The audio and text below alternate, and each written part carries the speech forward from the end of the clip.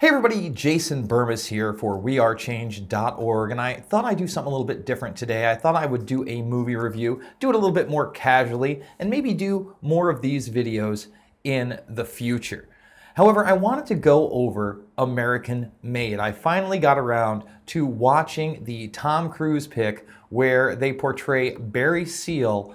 I don't even know how to say they portray Barry Seal because it certainly isn't accurate, but is it a good movie, and what is the difference between the facts of Barry Seal's case and the fiction in American Made? Now, also, obviously, out of the gates, Tom Cruise's appearance is really nothing like Barry Seal's, especially in the time period that they portray him in this film.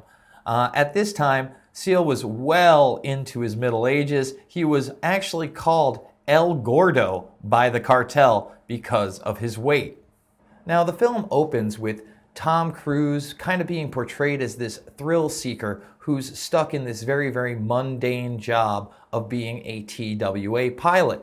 So is this the case with Barry Seal?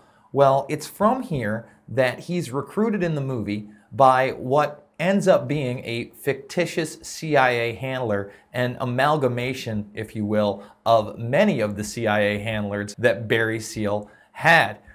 So Seal is recruited because he's smuggling Cuban cigars in the film. Now, unfortunately, nothing could be further from the truth. And the fact of the matter is that Seal himself testified that he had been working for various intelligence agencies as early as the late 50s. Now, we'll get to how extensively Barry Seal worked with intelligence agencies in just a moment, but it's also worth noting that he really is portrayed as a family man in this film, that him, his wife, and his 3 kids are really the core of Barry's life. Well, again, this doesn't seem to really be the truth. Now, he was very charismatic, he seemed to love his family, but this was actually his 3rd wife, and he had 2 children from previous marriages before this. Not only that, but even the show Narcos, which really does contain even more fiction than this film, even though he was barely used in 1 episode, they made it a point to show him philandering with prostitutes in one of the very few scenes they used Barry Seal. Another thing that's worth noting is his wife is also portrayed as kind of his partner in crime. She knows what's going on, she's helping him with the money.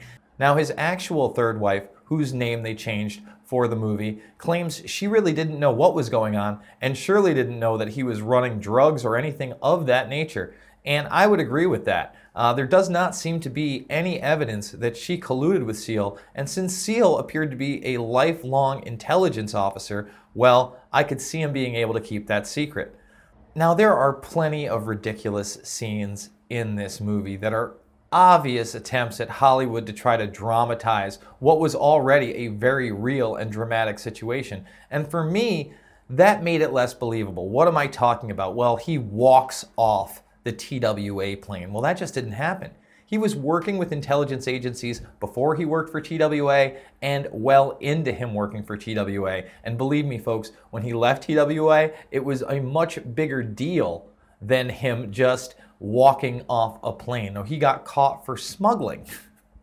Another over-the-top scene in the movie is actually seen in a lot of the trailers where he crashes a plane into the street filled with cocaine and then gives children some money and takes their bike. Once again, complete fiction. Never happened, and really no reason to put it in the film other than sensationalism and Hollywood nonsense. So the question is, who is Barry Seal really? Well, I would encourage everybody to check out Daniel Hopsicker's work of Mad Cow Productions.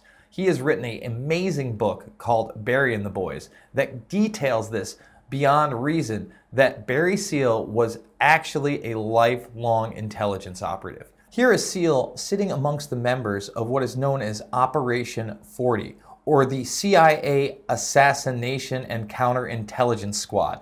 Who's he sitting next to? Well, Porter Goss is in the picture. Now, Porter Goss would eventually become the head of the CIA under George W. Bush. It's also worth noting he headed up the initial congressional investigation into 9/11 with Bob Graham. And even more astounding is that he was having breakfast with Bob Graham and General Mahmoud Ahmed, the Pakistani head of the ISI. Well, it just so happens that this same gentleman wired $500,000 to Atta just in the week before 9/11. What was he doing meeting with this man, and why is Porter Goss in a picture with Barry Seal? Also in the picture is a man named Felix Rodriguez, who is notorious for being the man who killed Che Guevara in the mountains of Bolivia. On top of that, he had extensive relationships with George H.W. Bush. Now, I have an extensive section on George H.W. Bush and Barry Seal in my film Invisible Empire. There will be a link below so you can check it out for yourself. But there was a clear connection between all of these men and Seal, which is never touched upon in the movie. However, I will give them a little bit of credit. For instance, in what was another overly dramatic and unnecessary scene that never happened, where Seal is going to be apprehended by the FBI, state troopers, and the DEA all at once, and then they bring him in all at once and tell him how much trouble he's going to get into, and then he tells them he's going to walk out of there as the Governor Bill Clinton calls. Now I'm conflicted. Obviously this never happened and it was over dramatized.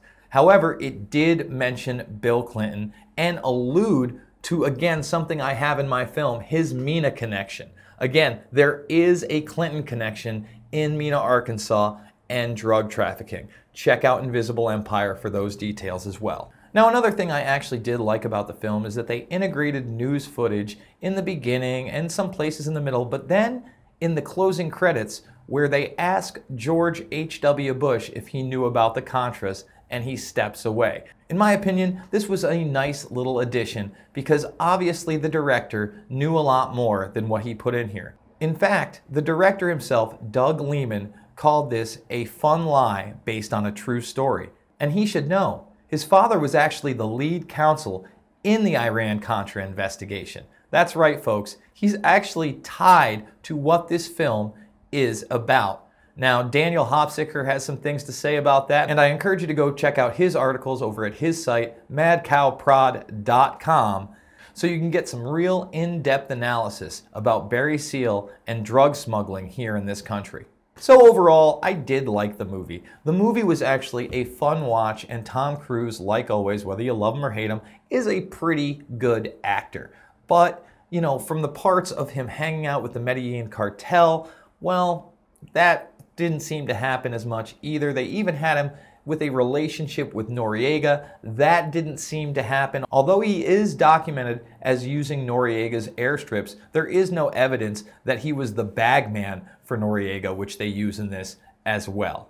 Now, although Pablo Escobar's role in this film is kind of downplayed in the shadow of Ochoa, which seems to be the case, by the way, it is worth noting that Escobar's son has now come out publicly and said that Escobar himself was working for the CIA. And remember, Seal's big claim to fame was that he had these pictures of Escobar putting cocaine on the plane himself. In closing, I'd say check the movie out. It is a fun watch, but unfortunately, the real story is much more compelling and much darker. As always, if you like this video, please share it on social media, hit that like and subscribe button, check us out over at Facebook where we're doing a live stream daily drop every day, follow me on Twitter at Jason Bermas, and folks, if you can, go over to WeAreChange.org, make that donation. It's only through your financial support that reports like this one are possible.